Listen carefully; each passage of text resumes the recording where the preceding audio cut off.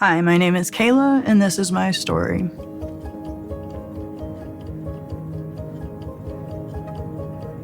Growing up, I was raised in church. I was a pastor's daughter, so I always had a good foundation in faith, and I always knew about God and about Jesus and his sacrifice.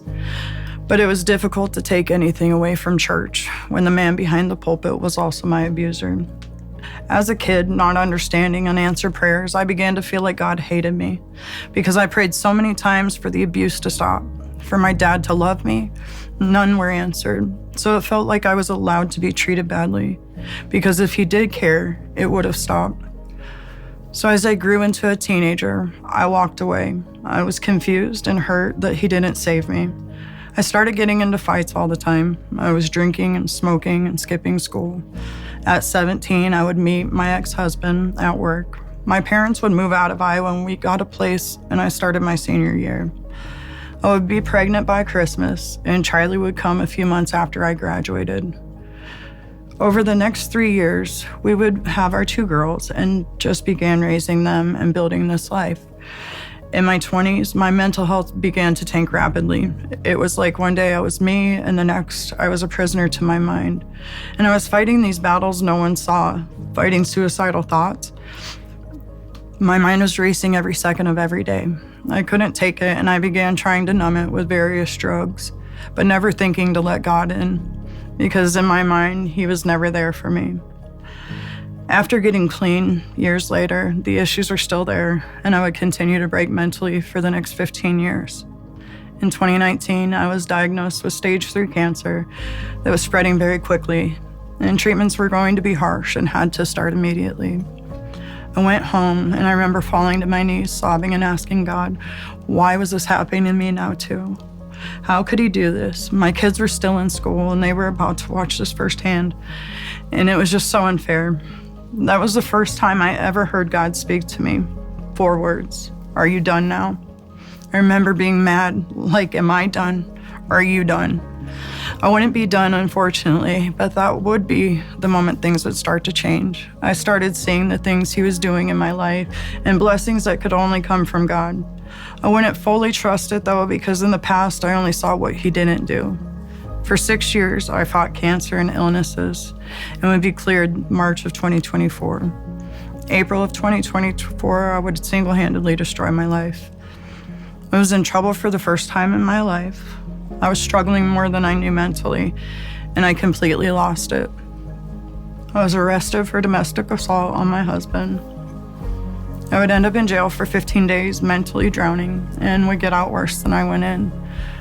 April 29th, 2024, I would try to take my life.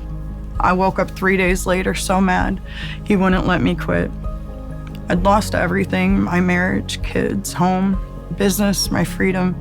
Everything I just spent 24 years building was just gone. I would get out of the hospital to another warrant, this time 30 days. I was sitting in a cell, me and a Bible. I wouldn't open it for a couple of days. Finally, I picked it up.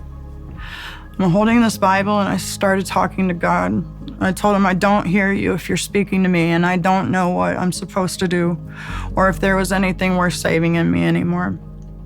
But I knew if something didn't change, I wasn't going to make it.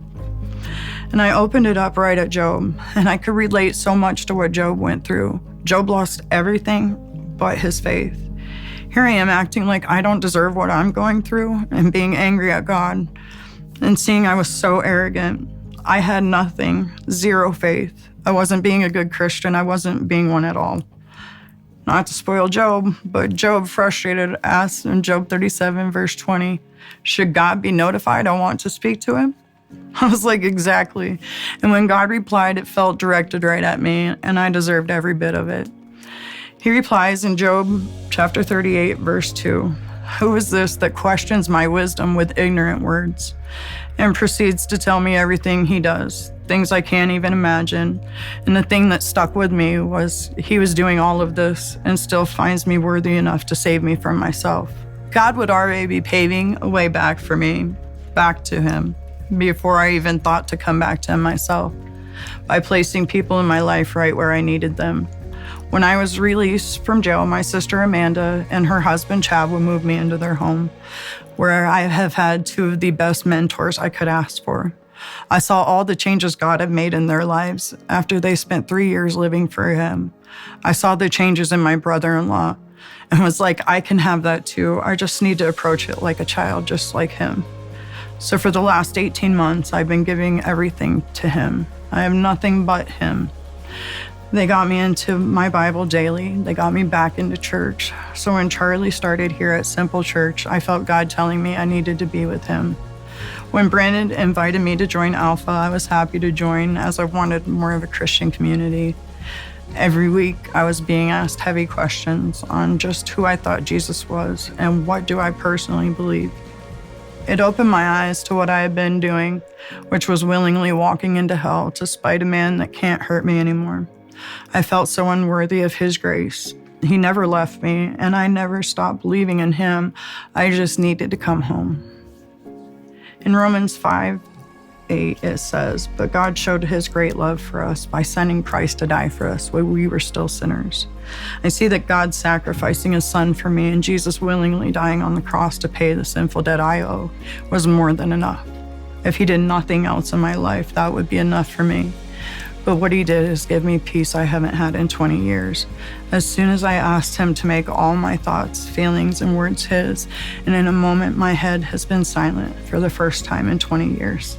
He gave me peace I didn't earn, but I'm grateful for it. And so today I am so excited to leave that old life that hurt me and start this new one centered around God. It says, 2 Corinthians 5:17, "Therefore, if anyone is in Christ, the new creation has come. The old is gone, the new is here."